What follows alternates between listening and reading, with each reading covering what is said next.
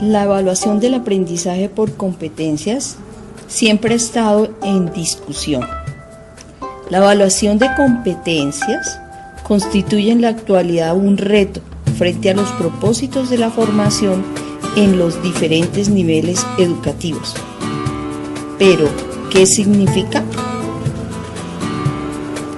Es el proceso que conlleva la actuación integral de la persona, del ser humano, entre aprendizaje en el desarrollo de las competencias y la evaluación de estas. Pero entonces, ¿qué significa competencia? Se define como la capacidad que tiene una persona en la resolución de problemas aplicando los diferentes saberes, sus componentes: saber, conocer, saber ser, saber hacer en un contexto. Se puede ilustrar de la siguiente manera. Su significado tiene un sentido en la relación de sus componentes.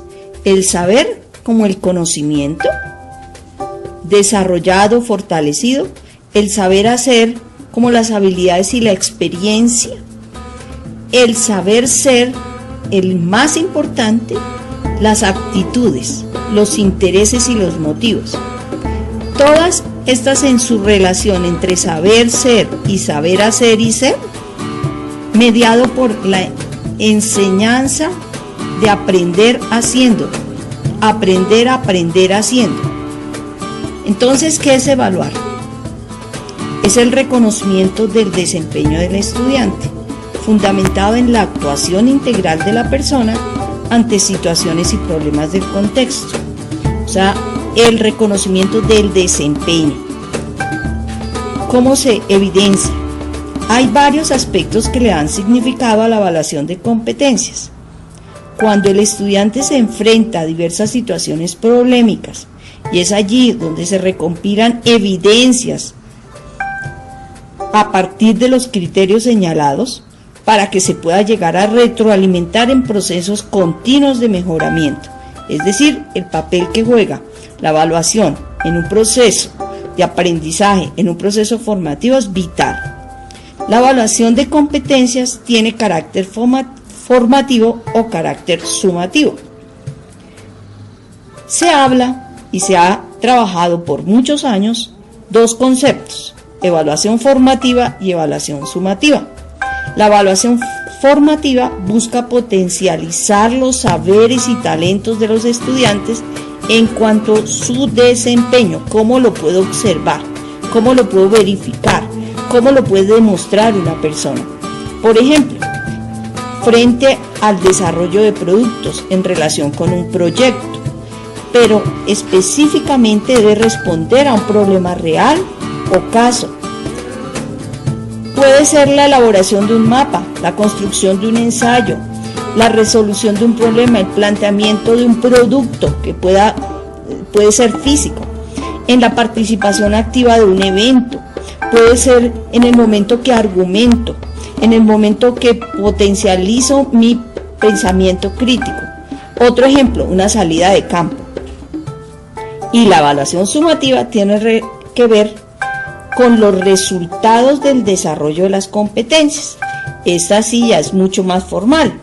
Tiene que ver, por ejemplo, con la aplicación de una prueba escrita o de una entrevista evaluativa, o en otras palabras, en exámenes orales, donde se puede observar los diferentes niveles del desempeño del estudiante.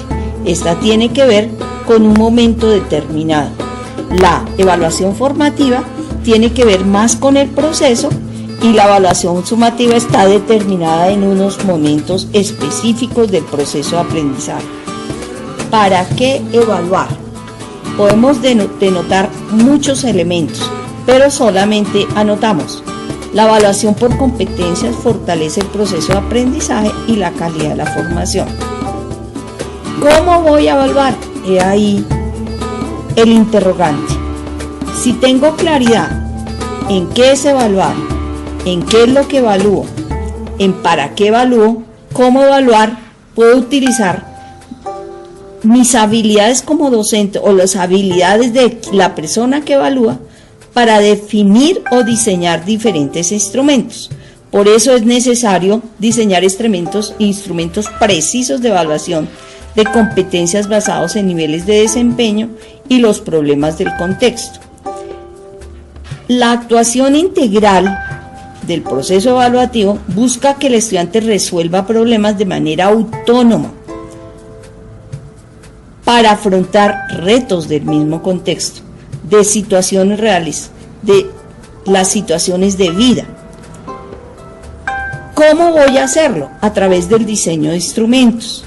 Es clave considerar tipos de evidencias, hay muchas, pero los tipos de evidencia y en sí como las características que debe tener es que todas deben ser objetivas, observables, medibles, transparentes, y habría que determinar otras características, pero es importante estas porque hacen que los instrumentos a aplicar sean válidos y confiables.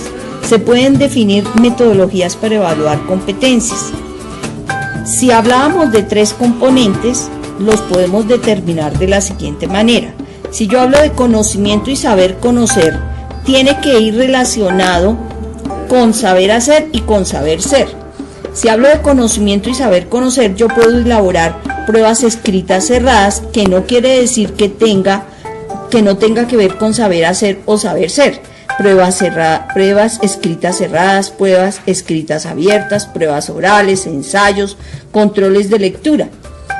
Esas tienen que ver más con lo sumativo. Miremos el saber hacer y el saber ser, que es el proceso, aunque también pueden ser formativas.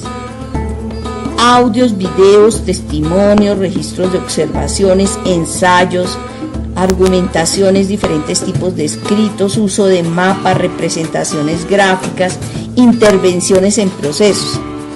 El saber ser tiene que ver con la actitud y el interés y la pasión que el estudiante tenga por ese conocimiento. Entonces, ¿cómo registro la actitud? Pruebas de actitudes, autovaloración. Aquí entra muchísimo el tema de la autoevaluación, de la coevaluación. La retroalimentación es clave dentro del proceso porque esa retroalimentación tiene que partir de lo positivo para describir las situaciones a mejorar. Productos de las metodologías, los hay mucho, pues empezando, si decimos las pruebas escritas, no es un mito que hoy todavía utilicemos las pruebas escritas. Lo que pasa es que hay que saberlas elaborar. Ya no evalúan contenidos, conocimientos de memoria, sino el conocimiento contextualizado. Entonces yo puedo tener un producto prueba escrita, pero de productos en la parte formativa puedo tener proyectos, informes finales, presentación de esos proyectos, sustentación del informe final, objetos, productos que sean tangibles, creaciones, ya tiene que ver con creatividad e innovación también, productos de diseño, productos que haya inventado, inventos, servicios prestados, informes de investigación y todo tipo de producto que tenga que ver con los criterios que voy a utilizar y con la metodología que voy a evaluar. Si yo voy a evaluar un ensayo o voy a evaluar un taller o voy a evaluar un momento determinado, tengo que buscar de qué manera voy a evidenciar y cuáles son los criterios que establezco para poder evaluar. Entonces, generalmente el profesor dice, yo evalúo a través de pruebas, sí, de pruebas, pero ¿qué tipo de pruebas? Evalúo el producto, puede ser un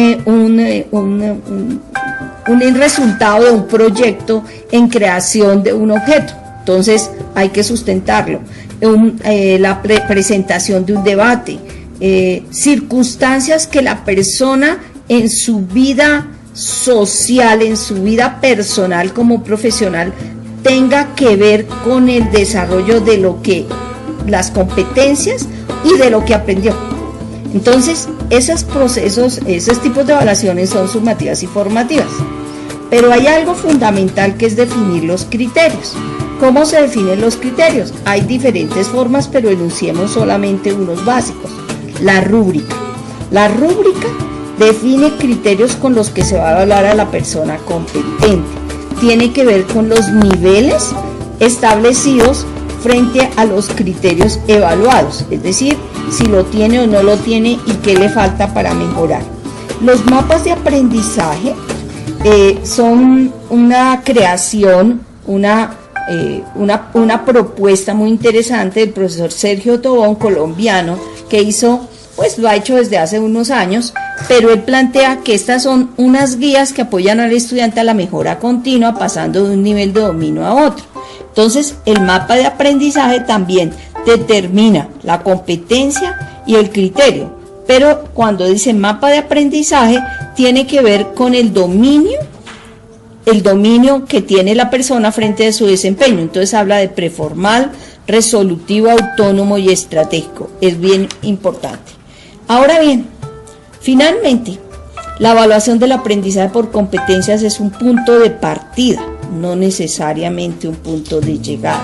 Es decir, cuando yo desarrollo, planteo mi proceso formativo teniendo en cuenta lo que trabajo con unidades de estudio, con asignaturas integrales en la medida que puedan responder a un problema del contexto, tengo que pensar primero en la evaluación, porque debe ir unida, porque es un proceso que está mediado específicamente con el aprendizaje. Finalizando y en consecuencia de todo lo que hemos dicho en este video, planteo el pensamiento de Simón Rodríguez, que ojalá lo pudiéramos aplicar. Lo que no se hace sentir no se entiende, lo que no se entiende no interesa. Aprende a pensar para que puedas llegar a soñar.